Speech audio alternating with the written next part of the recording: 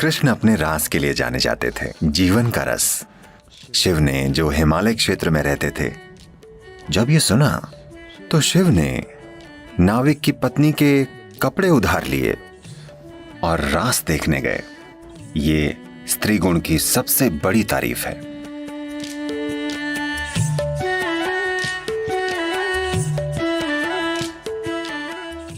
आज का दिन खास है। आज कृष्ण जन्माष्टमी है। कृष्ण के बारे में दुनिया में कई गलतफहमियां हैं, पर हमें यह समझना होगा कि उन्होंने 6 साल की उम्र तक ही मक्खन चुराया था, या शायद 8 साल की उम्र तक ही। 16 की उम्र में जब उनके गुरु संदीपनी ने उन्हें याद दिलाया कि उनके जीवन का उद्देश्य क्या है, तो वो तुरंत वृंदावन से चले गए और कभी वापस नहीं आए। वो कभी भी अपने रिश्तेदारों या वहां की लड़कियों या लड़कों से मिलने उस इलाके में कभी नहीं गए। सब वहीं खत्म हो गया। 16 की उम्र में वो चले गए। जब वो जा रहे थे, आज राधे कृष्ण कहा जाता है। कृष्ण से पहले राधे आती हैं, क्योंकि उनका प्रेम, उनकी अंतरंगता और उनका रोमांस पूरे भारत की संस्कृति में, पूरे उपमहाद्वीप की संस्कृति में कुछ इस तरह समा गए कि हम कृष्ण राधे नहीं कहते, हम कहते हैं राधे कृष्ण। पर 16 साल की उम्र में कृष्ण ने राधे को आखिरी बार देखा, उसके बाद कभी नहीं देखा।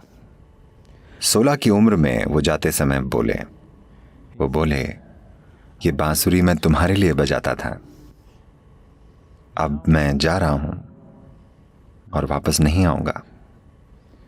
तो एक भेंट के रूप में तुम जो प्रेम से इतनी सराबोर हो, मैं ये बांसुरी तुम्हें दे रहा हूं, और मैं फिर कभी बांसुरी नहीं बजाऊंगा। और उन्होंने फिर कभी बांसुरी नहीं बजाई। उसके बाद से राधा ने बांसुरी बजाई। 16 के बाद उन्होंने कभी बांसुरी नहीं बजाई।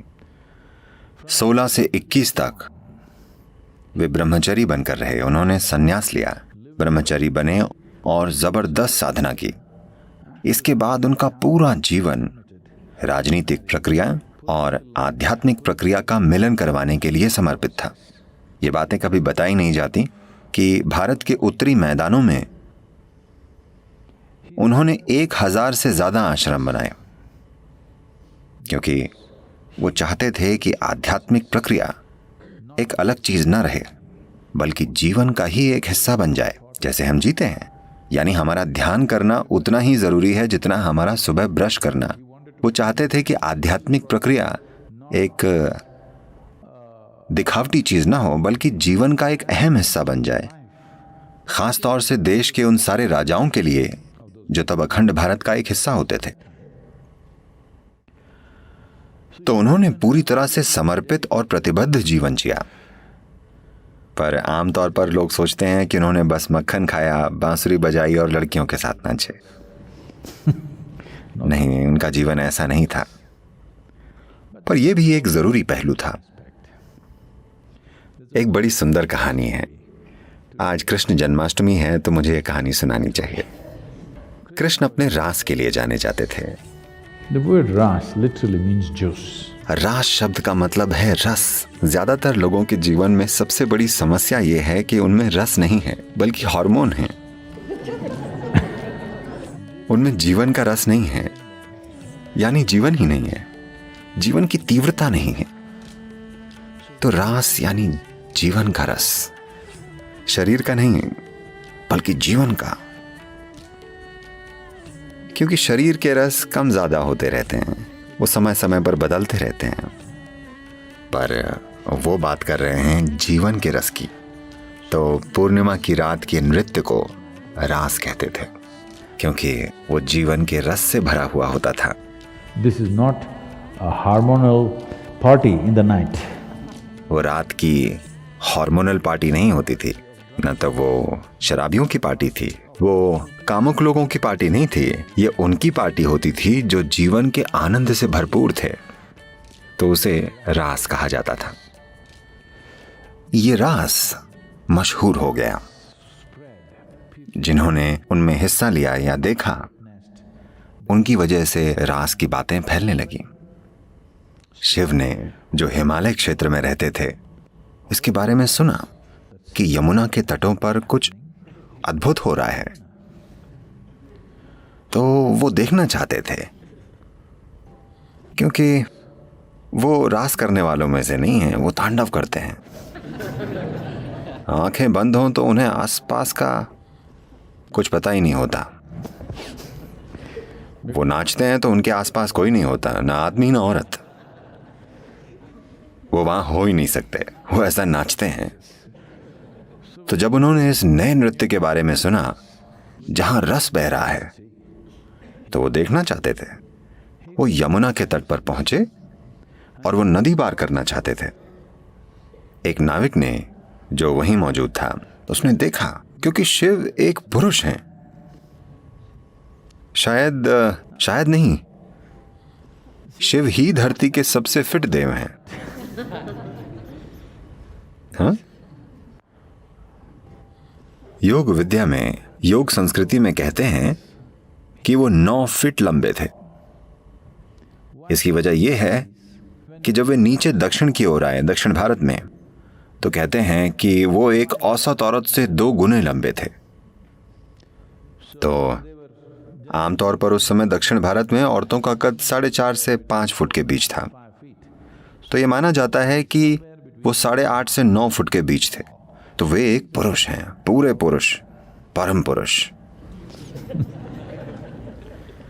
तो नाविक उन्हें देखकर बोला, आप बहुत ज्यादा ही पुरुष हैं, आप रास में ऐसे नहीं जा सकते। वहां बस एक ही पुरुष है, सिर्फ एक, वहां कृष्ण ही पुरुष हैं। इस तरह का आदमी वहां नहीं जा सकता। शिव बोले, तो अब मैं क्या करूं? वो बोला, कम से कम औरतों के कपड़े पहनकर जाइए। वो बोले, क्या मैं औरतों के कपड़े पहनकर जाऊं? वो बोला, वरना आप रास में नहीं जा सकते। तब वो बोले, अब मुझे औरतों के कपड़े कहां मिलेंगे? तब वो नाविक बोला, मैं अपनी पत्नी से कहता हूं, वो आपको अपने कपड़े दे देगी, आप उन्हें पहने और जाएं। रास में सही तरीके से हिस्सा लीजिए, एक स्त्री गुण की तरह, न कि पुरुष गुण की तरह। तो शिव ने नाविक की पत्नी के कपड़े उधार लेने का फैसला किया, जो उसने पहने हुए थे। मेरा मतलब, वो एक गरीब परिवार था। शिव ने देखा कि ये दूसरे जोड़ी कपड़े भी नहीं है। उसने वो कपड़े पहनने के लिए कहा था जो उस स्त्री ने पहने हुए थे। कहीं कहीं बड़ी सुंदर पेंटिंग्स हैं, शायद ये मधुबनी पेंटिंग्स हैं, जिनमें इनमें एक स्त्री का हाथ दरवाजे से बाहर है और शिव ऐसे कपड़े ले रहे हैं और रास में जाते हैं। ये कहानी कृष्ण के गुणगान करते हुए हमें ये बताती है कि अगर आपको रास को जानना है तो आपको स्त्री गुण को जानना होगा, नहीं तो आप रास नहीं जान पाएंगे। ये प्रकृति, ये स्त्री गुण की सबसे बड़ी तारीफ है, समझे आप? ये स्त्री गुण की सबसे शानदार तारीफ है, स्त्री नहीं, स्त्री गुण। क्योंकि इस संस्कृति में हमने हमेशा समझा है कि जीवन सिर्फ तभी सुंदर होगा जब पुरुष और स्त्री गुण की भूमिका बराबर हो। Today we are building a world where feminine is being massacred. आज हम ऐसी दुनिया बना रहे हैं जिसमें स्त्री गुण खत्म किया जा रहा है। आज सफल होने के लिए औरत को आदमी जैसा बनना पड़ता है, वरना कोई चांस नहीं है कि वो आज की दुनिया में सफल हो पाएगी। स्त्री गुण का खून किया जा रहा है। आप देखिए, ये हो रहा है। आप दुनिया में कहीं भी जाएं, अब सामान्य बातचीत में भी लोग बिल्कुल पहले जैसी बातें नहीं करते। अब वो मौसम की भी बातें नहीं करते जैसे पहले करते थे। आज दुनिया का हर बेवकूफ एक ही बात कर रहा है, इकोनॉमी। हाँ, कहीं भी जाएं, इकोनॉमी का क्या हाल है, शेयर मार्केट कैसा चल रहा है। कोई मॉनसून के बारे में भी नहीं पूछ रहा है। सभी सिर्फ अर्थव्यवस्था और शेयर मार्केट की बातें कर रहे हैं। इसका मतलब पुरुष प्रकृति हावी हो गई है। जीवन यापन सबसे बड़ी चीज बन गई है। एक सरल सी चीज, इकोनॉमी का मतलब क्या है? Simple survival. बस जीवन यापन, है ना? जीवन यापन के पेचीदा तरीके, हाँ है ना? जीवन यापन का प्रोसेस, भोजन कैसे मिलेगा, ये कैसे करें, वो कैसे करें, कैसे कुछ बना लें, ये जीवन यापन हुआ। घर बनाना, खाना, कपड़े पहनना, थोड़ी खरीदारी करना, ये जीवन यापन है ना? अब हम बस जीवन यापन की ही बात कर रहे हैं, क्योंकि स्त्री गुण काफी हद तक दूर कर दिया गया है। कम से कम घरों में इसे रखें, बाहर समाज में तो ये काफी हद तक खत्म है।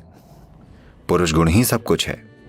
तो आज कृष्ण जन्माष्टमी है, यहां उनका संदेश ही ये है। वो ये कह रहे हैं कि अगर समाज में स्त्री गुण ना हो तो असल में जीवन भी नहीं होगा।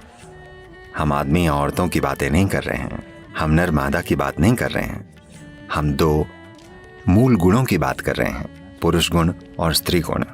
तो कृष्ण का जीवन स्त्री प्रकृति का उत्सव है, क्योंकि पुरुष प्रकृति तो हर हाल में जाहिर होगी, यही उसका स्वभाव है, पर स्त्री प्रकृति को पोषित करना होगा, वरना वो खत्म हो जाएगी। चट्टानें वैसे भी होंगी पर फूल नहीं होंगे, हमें उन्हें पोषित करना होगा, है ना? हाँ, धरती पर चट्टानें वैसे भी होंगी, मौसम कैसा भी हो, तापमान कुछ भी हो, चट्टानें हमेशा होंगी। फूलों को देखभाल चाहिए, देखभाल नहीं होगी तो कोई फूल नहीं बचेगा। चट्टानों से आप कुछ बना सकते हैं, फूलों से आप क्या बनाएंगे? कुछ नहीं। बात बस इतनी सी है कि जीवन में काम आना ही सब कुछ नहीं होता।